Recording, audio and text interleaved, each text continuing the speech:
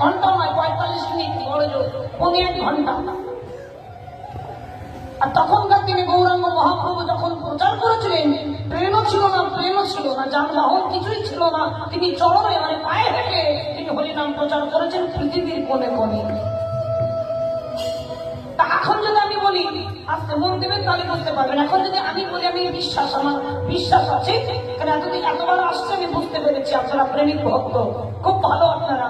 আমি যদি এখন বলি যদি বাহু তুলে হরি বল বলুন, আমি একবার বললে আপনারা বলবেন, প্রমাণ বলুন দেখি, বলুন, আমি কথাটার মানে বলছি।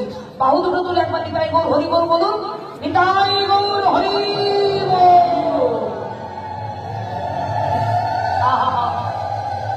তাহলে আপনারাই বলুন কতটা আমরা এগিয়ে এসেছি।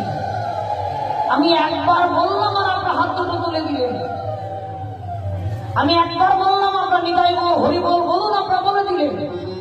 আর গৌর হরি যখন প্রচার করেছিলেন, গৌর হরি এক জায়গায় দাঁড়িয়ে পথের মাঝখানে দাঁড়িয়ে বললেন, হে কলিজীব তোমরা বদল করে একবার হরি বলো। মন দিয়ে শুনবেন মায়েরা, গৌর হরি বলছে।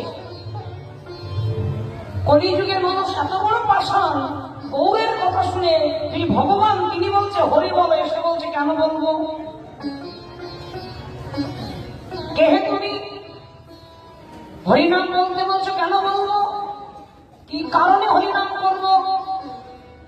বলে একবার তোমরা বদল ভরে হরিনাম করো, বলো না মরা ফেলানো নাম করা যাবে না, মরা ফেলানো নাম করা যাবে না। কেন?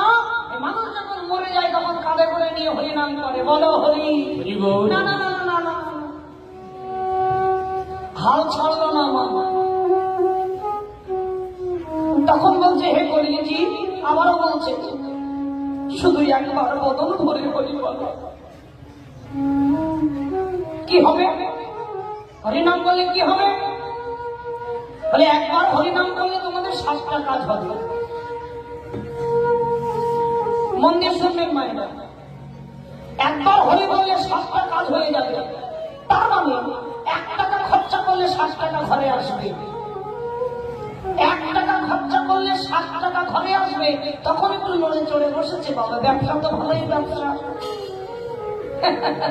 একবার হরি বলবো 7টা কাজ হবে, 1 টাকা খরচা করলে 7 টাকা ঘরে আসবে। তাহলে দেখি একটু বলে দেখি, বলেই দেখি। আচ্ছা বেশ, ভালো লেগেছে বাবা। আচ্ছা গৌরাঙ্গ মহাপ্রভু সুদামৃত বাণী ভালো না লেগে পারে? আর গৌর হরি নিজে বুঝাচ্ছেন ভক্তদের ভালো না লেগে পারে?